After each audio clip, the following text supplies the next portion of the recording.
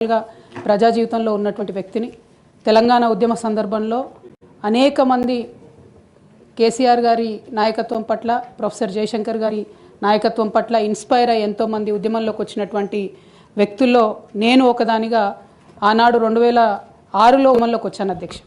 2006లో నేను ఉద్యమానికి వచ్చేటప్పటికే BRS party పొలిటికల్గా ఒక శక్తిగా ఎదిగింది అధ్యక్ష. ఆనాటికే యూనియన్ క్యాబినెట్ మినిస్టర్గా కేసీఆర్ గారు కూడా ఉన్నారు.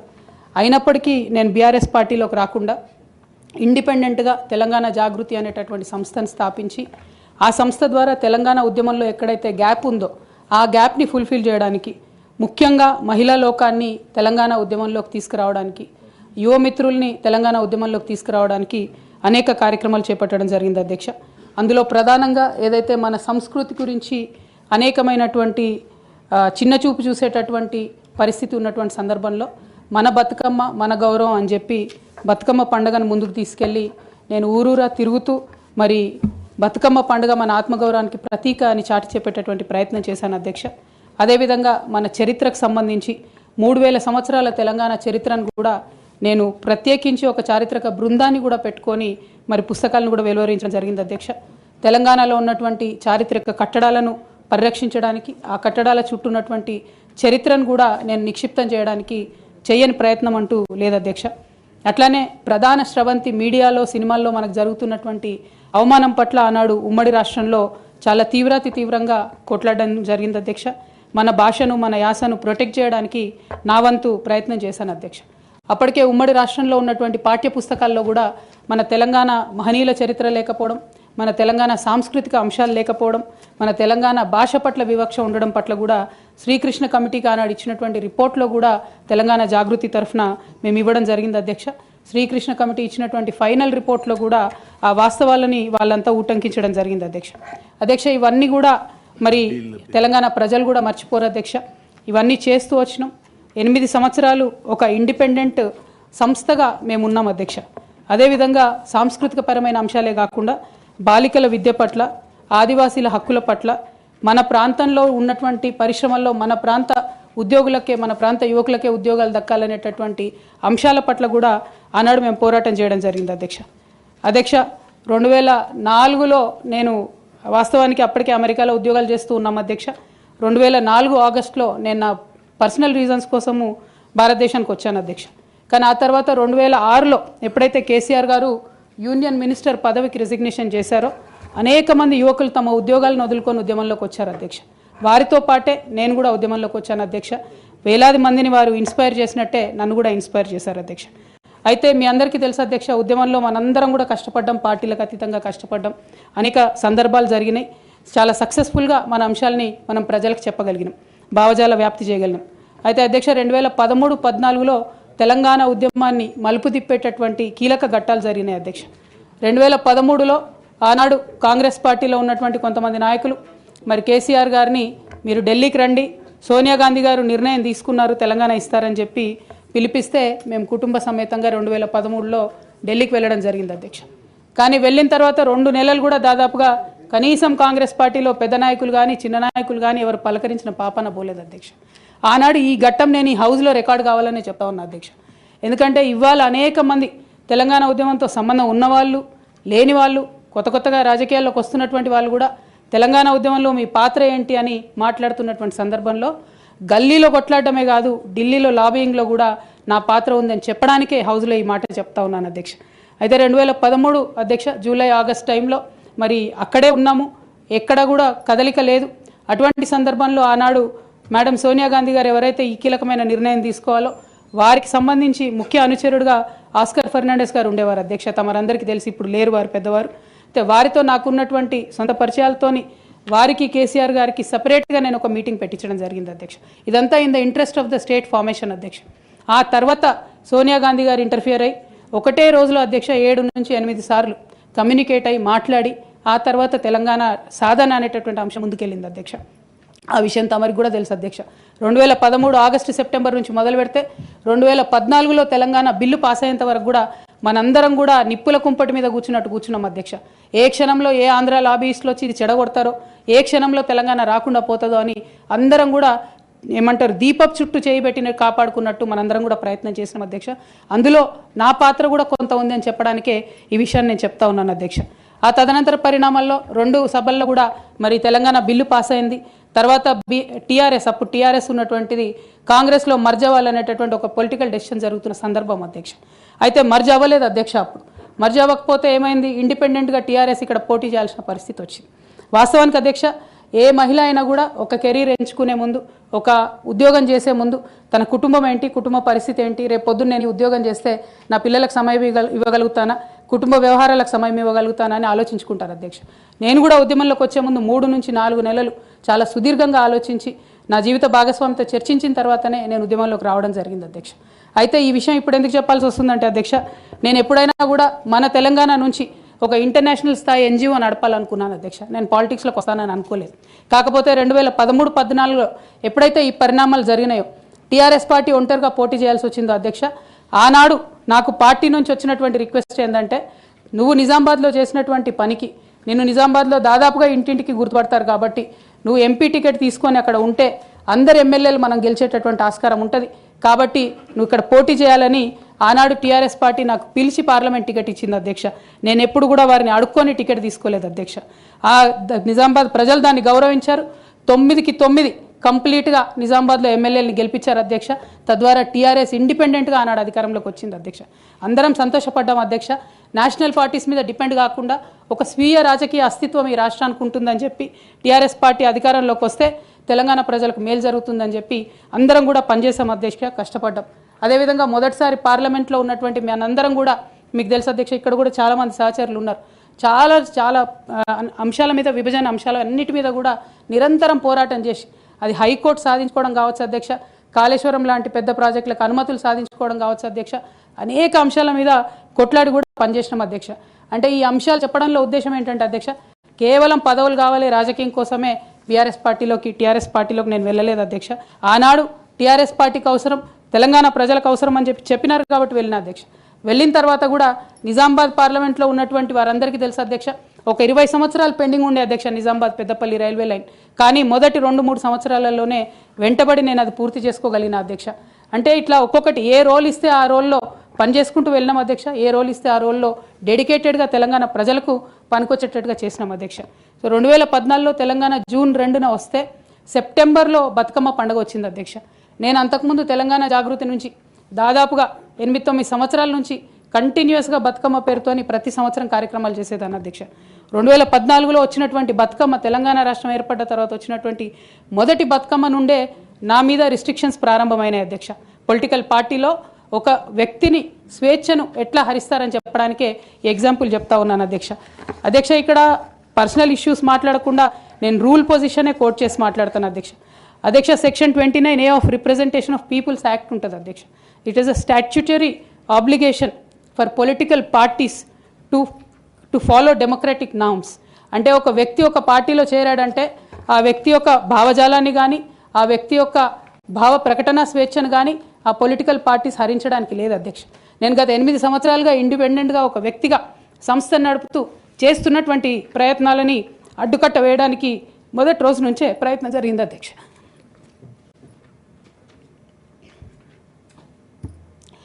కానీ ఎక్కడ కూడా నేను తెలంగాణ బిడ్డలని, తెలంగాణ ప్రజల్ని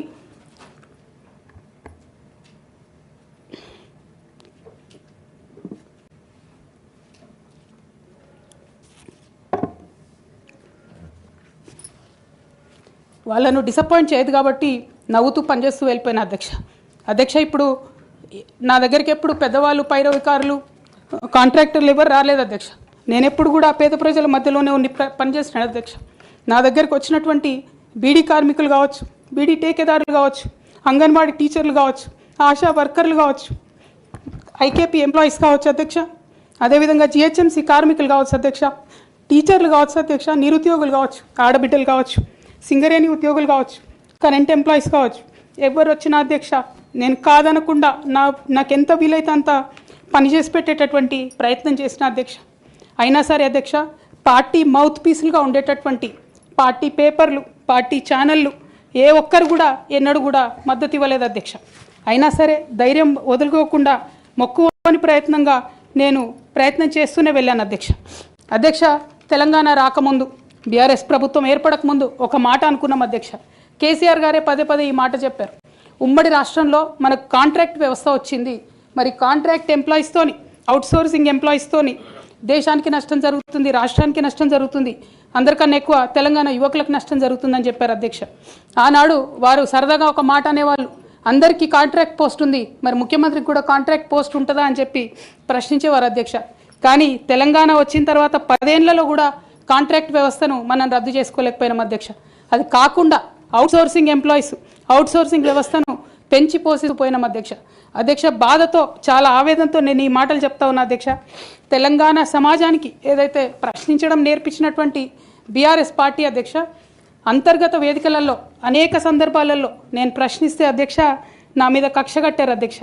కేసీఆర్ గారు చుట్టూ ఉన్నటువంటి కొందరు వ్యక్తులు, తప్పక చెప్తున్నాను అధ్యక్ష ఈ మాట, ఎందుకంటే భారతదేశ రాజ్యాంగం ప్రకారం రాజకీయ పార్టీలు ఏవైనా కూడా ప్రజలకు ఒక దిక్సూచిగా నిలవాలి అధ్యక్ష, ప్రజలకు ఒక దారిదీపంగా నిలవాలి.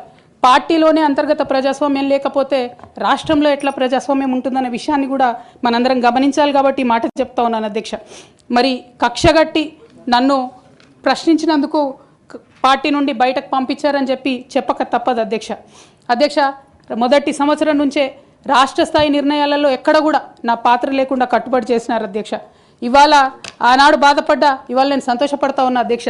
ఎందుకంటే అధ్యక్ష, ధర్నా చౌక్ రద్దు చేయడం అనేటటువంటిది ప్రజాస్వామిక హక్కుల్ని కాలరాయడంలో మొదటి మెత్త అధ్యక్ష. ఆనాడు ఇంటర్నల్గా ఎంత ప్రొటెస్ట్. గౌరవ ముఖ్యమంత్రి గారు మరి ముఖ్యమంత్రి అయిన తర్వాతనన్నా కొద్దిగా మర్యాదకరంగా మాట్లాడతారేమో అనుకున్నా అధ్యక్ష.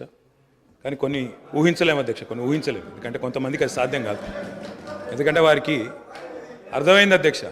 ఎందుకంటే తెలంగాణ తెచ్చిన నాయకుడిని పట్టుకొని కల్వకుంట్ల చంద్రశేఖర్ రావు అని ఏకవచనంతో మాట్లాడతారు. తెలంగాణను వ్యతిరేకించిన వాళ్ళనేమో గారు గారు అని మాట్లాడినప్పుడే అర్థమైంది అధ్యక్ష వారి సంస్కారం ఏందో, వారి పరిజ్ఞానం ఏందో అర్థమైంది అధ్యక్ష. అచ్చోసిన ఆంబోతు, ఇది ఒక ముఖ్యమంత్రి మాట్లాడిన మాట, అచ్చోసిన ఆంబోతు. అధ్యక్ష, ఎవరు అధ్యక్ష అచ్చోసిన ఆంబోతు? చీమలు పెట్టిన పుట్టలో దూరిన పాము అధ్యక్ష. కాంగ్రెస్ అనే పార్టీలో పాపం మా బట్టన్న, మా శ్రీధర్ అన్న, మా దామోదర్ అన్న, మా ప్రభాకర్ అన్న, అదేవిధంగా మా ఉత్తమన్న, మా కోమటిరెడ్డి వెంకటరెడ్డి అన్న, మా దామోదర్ అన్న, వీళ్ళందరూ కలిసి పెట్టిన పార్టీలో ఇవాళ దూరి ముఖ్యమంత్రి పదవి తీసుకుని ఆయన చీమలు పెట్టిన పుట్టలో పాముల గురించి మాట్లాడితే చాలా చండాలంగా ఉంటుంది సార్. దయచేసి ఇంకొక మాట అధ్యక్ష, ఎన్ఆర్ఐలు నాన్ రిలయబుల్ అన్నారు అధ్యక్ష. ఎన్ఆర్ఐలు నాన్ రిలయబుల్ ఇండియన్స్ అన్నారు. నాన్ రిలయబుల్ ఇండియన్ అంటే అధ్యక్ష నేను అడుగుతున్నా, ఎవరు అధ్యక్ష ఎన్ఆర్ఐలకు టికెట్లు అమ్ముకున్నది? ఎవరు అధ్యక్ష ఎన్ఆర్ఐలకు టికెట్లు అమ్ముకున్నది? ఎవరికి తెలియదు అధ్యక్ష ఇది? అధ్యక్ష నేను ఇంకొక మాట కూడా అధ్యక్ష, అధ్యక్ష నేను ఒక్కడిని మాట్లాడుతున్నాను ఇక్కడ నుంచి. ముఖ్యమంత్రి గారితో సహా 5 మంత్రులు ఇంటరప్ట్ చేస్తున్నారు. ఇదేం పద్ధతి అధ్యక్ష? ఇది అధ్యక్ష, ఇది మీరు నడపాలా, హౌస్ని మీరు నడపాలా అధ్యక్ష. వారు సార్ వినండి. In a democracy sir, we have utmost respect for you. Prasad garu, speaker garu, మీరంటే చాలా రెస్పెక్ట్ ఉంది అధ్యక్ష. The opposition in a democracy has its say and the government has its way. మేము మాట్లాడిన తర్వాత వాళ్ళకు పుష్కలంగా మైక్ ఇవ్వండి, గంటలు మాట్లాడమని నేను వద్దనట్లేదు సార్. కానీ ఈ రకంగా ఒక వ్యక్తి మాట్లాడుతుంటే, ఒక సభ్యుడు మాట్లాడుతుంటే ముఖ్యమంత్రి గారితో సహా 5 మంత్రులు లేచి ప్రభాకర్ గారు, దామోదర్ గారు, శ్రీధర్ బాబు గారు, బట్టి గారు, ముఖ్యమంత్రి గారు అందరూ మాట్లాడితే గౌరవ కేటీఆర్ గారికి నా సూచన సార్, గవర్నర్ ప్రసంగం విషయంలో దాన్ని మాట్లాడుతున్నా సార్. నేను వారు మాట్లాడిన దాన్ని మాట్లాడుతున్నా. నేను ఈ డీవియేషన్ రాదు మనకు. నేను అదే అండి, వారు మాట్లాడింది రైట్ సార్. ఎన్ఆర్ఐలు నాన్ రిలయబుల్ ఇండియన్స్ అన్నారు. మరి ప్రపంచవ్యాప్తంగా ఉన్న ఎన్ఆర్ఐలు గమనించాలా. కాంగ్రెస్ పార్టీకి ఎన్ఆర్ఐల మీద ఉన్న గౌరవం, ఎన్ఆర్ఐల పట్ల ఉన్న ప్రేమ, గౌరవ ముఖ్యమంత్రి గారికి ఉన్న ప్రేమ గమనించాలని నేను కోరుతా ఉన్నా. ఇంకొక మాట అధ్యక్ష, ఎన్ఆర్ఐలు అన్నారు అధ్యక్ష. ఎవరు అధ్యక్ష? 100 కోట్ల మంది భారతీయులను కాదని బయట నుంచి తెచ్చుకున్న అధ్యక్షులు చేసుకుంది ఎవరు అధ్యక్ష? బయట దేశం వాళ్ళని తెచ్చుకున్న అధ్యక్షులు చేసుకున్న దుస్థితిలో ఉన్న కాంగ్రెస్ పార్టీ ఎన్ఆర్ఐల గురించి మాట్లాడితే ఎట్లా అధ్యక్ష? ఏదేమైనప్పటికీ అధ్యక్ష ఒకటి వాస్తవం, గత 10 ఏళ్లలో పాలమూరులో వలసలు బంద్ అయినాయి, వలపోతలు బంద్ అయినాయి. 14 రాష్ట్రాల నుంచి కూలీలు వచ్చి వాళ్ళ తెలంగాణలో నాట్లేస్తున్న విషయం వాస్తవం కాదా? 14 రాష్ట్రాల కూలీలు అధ్యక్ష. మీరు నల్లగొండలో ఫ్లోరైడ్ బండ నల్లగొండ గుండె మీద పెట్టిపోతే ఆ ఫ్లోరైడ్ బండను దించింది కేసీఆర్ కాదా? ఆ విషం నీళ్ల పీడ విరగడ చేసింది కేసీఆర్ కాదా? తెలంగాణను ఫ్లోరోసిస్ రహిత రాష్ట్రంగా పార్లమెంటులో ప్రకటించింది కేంద్ర ప్రభుత్వం కాదా? ఇది అబద్ధం అంటారా? సడుగులు విరిగిన సాలెల మగ్గానికి మంచి రోజులు తెచ్చింది కేసీఆర్ ప్రభుత్వం కాదా? ఇవాళ నేతన్నల ఆత్మహత్యలతో సిరిసిల్లను మీరు ఉరిసిల్లగా చేస్తే దాన్ని మళ్ళీ తిరిగి సిరిశాలగా చేసింది కేసీఆర్ ప్రభుత్వం కాదా? కునారిల్లిపోయిన కుల వృత్తులకు కొత్త ఊపిరులూదింది కేసీఆర్ ప్రభుత్వం కాదా? కాలే కడుపుతో అర్ధాకలితో ఎవ్వరు వండుకోవద్దని చెప్పి మానవీయ కోణంలో ఆలోచించి సంక్షేమంలో స్వర్ణయుగం సృష్టించింది, ఆసరగా నిలబడ్డది కేసీఆర్ ప్రభుత్వం కాదా? 200 రూపాయల పెన్షన్ను 2000 చేసింది కేసీఆర్ ప్రభుత్వం కాదా? అధ్యక్ష నిన్న గ్రామీణాభివృద్ధి గురించి మాట్లాడుతూ ఈ ప్రభుత్వం ప్రాపగాండాకు ఎక్కువ పెద్దపీట వేసిందన్నారు అధ్యక్ష వాళ్ళ హయాంలో 50 ఏళ్లలో అధ్యక్ష ఒక్క గంగదేవిపల్లె చెప్పుకుందరు, ఒక అంకాపూర్ చూపెడుదురు.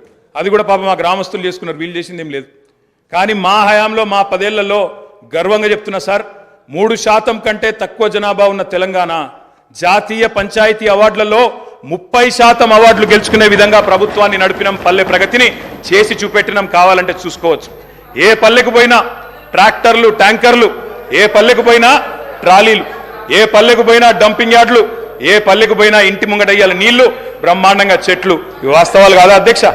ఇవాళ మీరు ఎంజాయ్ చేయండి, పర్వాలేదు. 10 ఏళ్ల తర్వాత ఎంజాయ్ చేయండి. సర్పంచులకు ఇది ఇస్తాం, మాజీలకు అది ఇస్తాం, బస్సు ఫ్రీ, బంగారం ఫ్రీ, బండి ఫ్రీ అని చెప్పి ఓట్ల కోసం చాలా చెప్పారు అధ్యక్ష. సంతోషం, చేయండి, మేము వద్దంటలేదు. నిర్మాణాత్మకమైన సూచనలు చేయమన్నారు, తప్పకుండా చేయండి. మీ మేనిఫెస్టోలోని ప్రతి హామీని నిలబెట్టుకోండి. We welcome it, we will support you. తప్పకుండా సపోర్ట్ చేస్తాం అధ్యక్ష. గత 10 ఏళ్లలో రక్తాన్ని రంగరించినాం, మెదళ్లను కరిగించినాం, ప్రాణం పెట్టి పనిచేసినాం. కాబట్టే ఇవాళ ఒక్కొక్క రంగంలో భారతదేశంలోనే తెలంగాణ అగ్రగామిగా ఉన్నది అధ్యక్ష. ఐటీ రంగంలో నిన్న వారు చెప్పినారు అధ్యక్ష, వారి అవగాహన, వారి పరిజ్ఞానం ఎంతుందో దాన్ని బట్టే చెప్పచ్చు. నేనేం చెప్పినారు అధ్యక్ష గవర్నర్ ప్రసంగంలో? ఐటీఐఆర్ వచ్చి ఉంటే ఏదో జరిగి ఉండేది. అసలు ఐటీఐఆర్ అంటే అక్కడ కూర్చున్న వాళ్ళు ఒక్కరికైనా తెలుసా అధ్యక్ష?